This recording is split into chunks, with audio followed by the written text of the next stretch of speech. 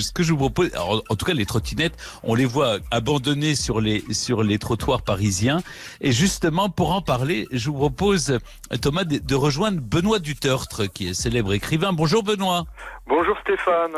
Bonjour. Alors vous décryptez avec beaucoup de talent nos mythologies contemporaines en vous moquant, par exemple, de ces cités du bonheur qui donnent envie de s'enfuir d'une façon générale, de toutes les contradictions dans lesquelles nous entraîne une certaine modernité. Tout récemment, vous avez publié un livre qui n'est pas passé inaperçu, Les Dents de la Mer, M-A-I-R-E, chez Fayard, un livre consacré à Paris et à l'édile parisienne, Anne Hidalgo. Le livre dans lequel vous moquez ce qu'on appelle les mobilités douces et ce slogan « Paris respire » alors que vous dites « Paris n'a jamais aussi mal respiré ».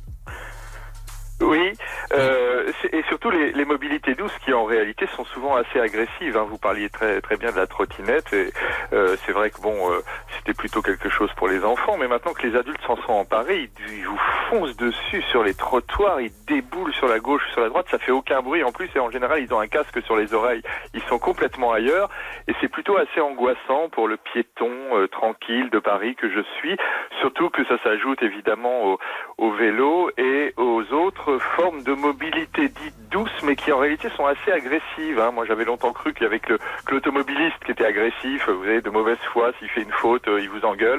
Mais en fait, le vélo ou la trottinette, c'est pareil. Ils vous foncent dessus, ils ne reconnaissent jamais leur tort. Et si vous faites une remarque, ils vous font un doigt d'honneur avant de disparaître très vite au loin. Et je trouve qu'ils sont pas du tout aussi doux que le terme veut bien nous le laisser entendre. Non, le problème, Benoît Dutertre, c'est qu'au fond, il y a plusieurs communiqués, une sorte d'addition de communiqués de communautés qui s'opposent. Il y a celle des piétons, celle des vélos, des scooters, des voitures, des trottinettes. Chacun a son mode de transport. C'est des communautés comme ça. Et puis, personne ne respecte l'autre, en fait. C'est ça. Alors, c'est ce que j'appelais dans mon livre le communautarisme de la circulation, c'est-à-dire que vous savez, ça a été beaucoup renforcé par la mairie de Paris actuelle et même la précédente, par le fait qu'on fait partout des couloirs et des couloirs et des couloirs, et ce beau boulevard haussmannien, vous savez, qui était large, où finalement se côtoyaient certes beaucoup de voitures, mais aussi d'autres moyens de transport. Maintenant, c'est devenu une succession de couloirs, chacun détestant l'autre, chacun a son couloir réservé, et c'est une espèce de drôle de relation sociale qui défigure d'abord un peu Paris, parce que, alors là, avec la fin du confinement, c'est encore pire. La rue de Rivoli, la rue Saint-Jacques sont séparées par des grands murets jaunes hideux, et voilà, la voiture doit se glisser dans un petit coin, et chacun dans sa rangée.